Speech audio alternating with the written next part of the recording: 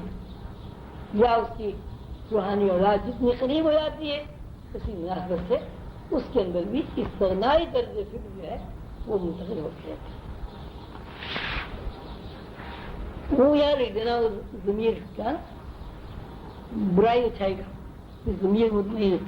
حضور نے فرمایا، حضور کا دوبارہ فرمایا گیا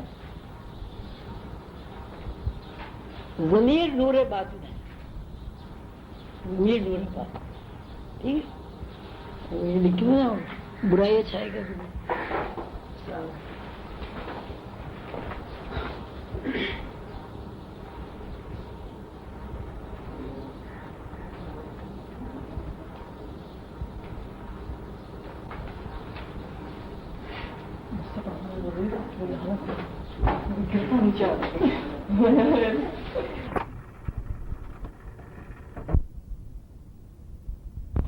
مضمون میں جو سمجھنے کی بات ہے اور جس پہ تفکر کرنا ضروری ہے وہ یہ ہے، پہلی بات یہ ہے کہ ہم یہ کہتے ہیں کہ چاند سورج ہمارے لیے مسخر کر دیے گئے ہیں، اور اس مسخر ہونے کی وجہ سے ہم دھوپ سے بھی استفادہ کرتے ہیں اور چاندنی کا بھی فائدہ اٹھاتے ہیں۔ یہ مسخر ہونا اس لیے مسخر ہونا نہیں ہے کہ ہم چاند اور سورج کی جو ریز ہیں، یہ شعاعیں ہیں، یہ لہریں ہیں، یہ کرنیں ہیں، ان پہ ہم کسی قسم کا کوئی تصرف نہیں کر سکتے۔ اب چونکہ ہم ان کا کسی طرح سے تصرف نہیں کر سکتے بلکہ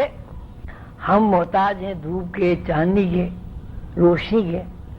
تو اب اس کا مطلب یہ ہوگا کہ چاند اور سورج جو ہیں ان کے لیے ہم مسخر ہیں۔ یہ اگر ہمارے لیے چاند اور سورج مسخر ہوتا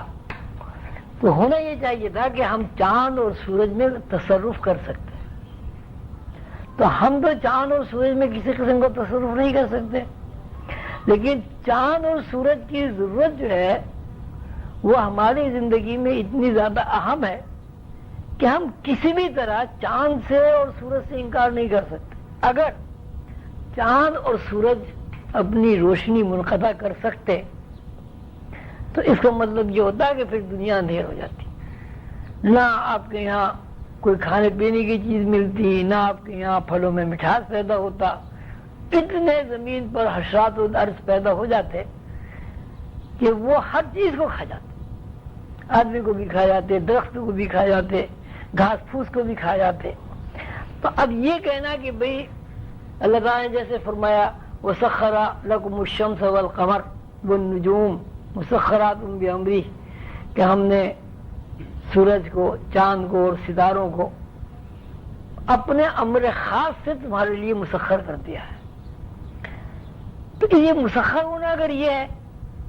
کہ بھئی وہ صبح کو سورج نکلتا ہے، شام کو غروب ہو جاتا ہے، رات کو چاند نکلتا ہے، صبح کو غروب ہو جاتا ہے، تو یہ اس میں ہمارا کیا کمال ہوا، یہ ہمیں اس میں کیا قدرت حاصل ہوئی؟ یہ تو ایک ڈیوٹی ہے کہ اللہ تعالیٰ نے چاند اور سورج کی ڈیوٹی لگا دی کہ بھئی تجھے پوری زمین کو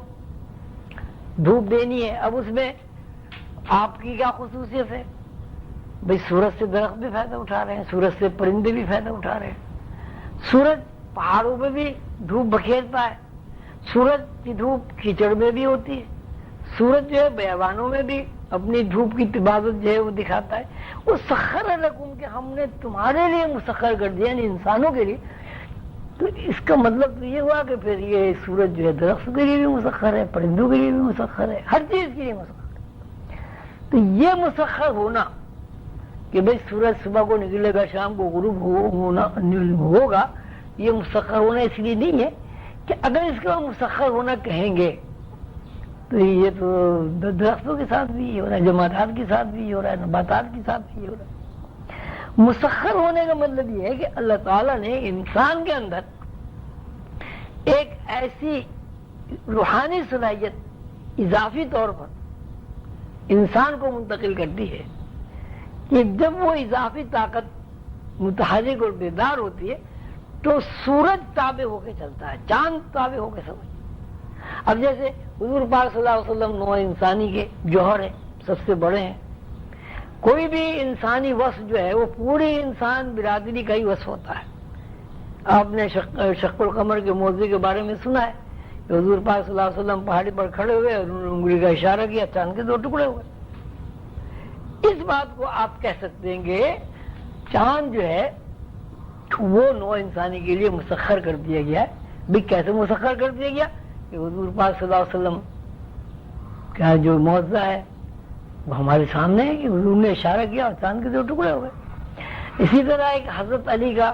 واقعہ مشہور ہے کہ وہ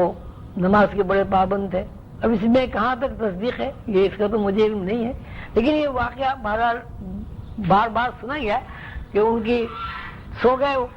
عصر کی نماز انہوں نے نہیں پڑھی، گہری نیند میں چلے گئے تو نماز کے قضا ہونے کا انہیں بہت زیادہ قلق ہوتا تھا، بہت زیادہ اپنے اندر کمی محسوس کرتے ہوئے تکلیف محسوس کرتے۔ تو جب وہ سو کر اٹھے تو ایسا لگا کہ سورج ٹھہر گیا اور اتنی اس کے اندر دھوپ اور روشنی اور تمازت رہی کہ جس کے بارے میں یہ کہا جاتا ہے کہ بھئی وہ یعنی عصر کا وقت رہا اور انہوں نے اپنی نماز جو ہے قائم کر دی۔ تو یہ مضمون جو آپ نے پڑھا اس میں یہ بات بتائی گئی ہے کہ اللہ تعالیٰ نے جو بات کہا ہے کہ آسمانوں اور زمین میں جو کچھ ہے وہ سب کا سب تمہارا محکوم ہے، تم اس کے حاکم ہو۔ یہ بات بہت طلب ہے۔ موجودہ جو پوزیشن ہے اس میں انسانی حاکمیت کا کوئی تصور نہیں ہوتا۔ چاند سورج یا ستاروں کے بارے میں اس وقت جو پوزیشن ہے اس سلسلے میں کوئی حاکمیت کا تصور نہیں ہوتا۔ جیسے اب آپ دیکھیے نا، ساری ہم بیٹھے ہوئے اس وقت، اب سورج بھی ہے لیکن ہم یہ چاہیں کہ صاحب سورج غروب نہ ہو،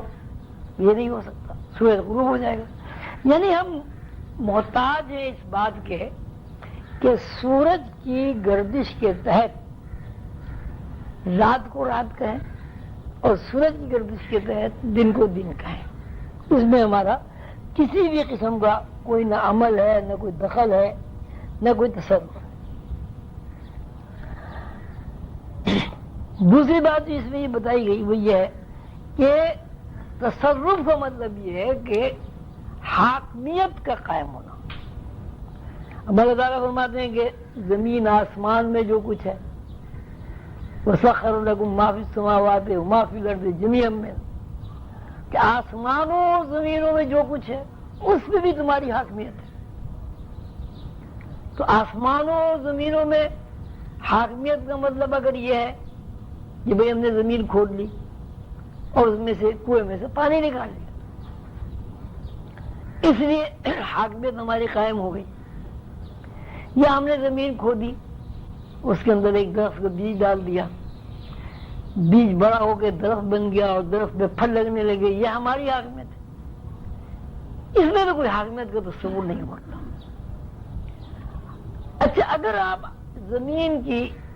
ان معاملات کو حاکمیت تصور بھی کر لیں تو آسمانوں پر آپ کے کیا تصور؟ وَسَخَّرَ لَكُم مَّا فِي السَّمَاوَاتِ وَمَا فِي الْأَرْضِ، کہ جو کچھ زمین میں ہے اور جو کچھ آسمانوں میں ہے ان سب پر